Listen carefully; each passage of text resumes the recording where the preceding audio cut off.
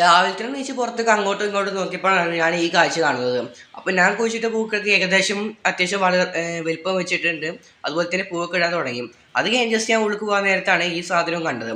അപ്പോൾ ഞാൻ ഫ്ലിപ്കാർട്ടിൽ നിന്ന് ഓർഡർ ചെയ്താണ്. ജസ്റ്റ് 399 റുപ്യക്ക് 3 കിട്ടിയിട്ടായിരുന്നു. 2 ഇവിടെ വെച്ചിട്ടുണ്ട്. ഒന്ന് ഞങ്ങളെ ഗേറ്റിൻ്റെ അവിടെയാണ്. അപ്പോൾ അത് കഴിഞ്ഞ് ഞാൻ വീട്ടിൽ പോകാൻ നേരത്താണ് ഈ ഒരു സംഭവം ശ്രദ്ധിച്ചത്. അപ്പോൾ ഇതെന്താ അറിയാവുന്നവർ ജസ്റ്റ് ഒന്ന് കമൻറ്റ് ചെയ്യുക. ഞങ്ങൾ വീട്ടിലുണ്ടായത് തന്നെയാണ്. അത് കഴിഞ്ഞിട്ട് ഫുഡ് കഴിക്കാൻ വിളിച്ചപ്പോൾ ആരും ഫുഡ് കഴിച്ച പാത്രം അത് ഞാൻ തന്നെയാണ്. അത് കഴിഞ്ഞിട്ട് കിളികൾക്ക് കുറച്ച് വെള്ളം കൊടുക്കാണ്ടായിരുന്നു. കിളികൾക്ക് 2 വെള്ളം കൊടുത്തു.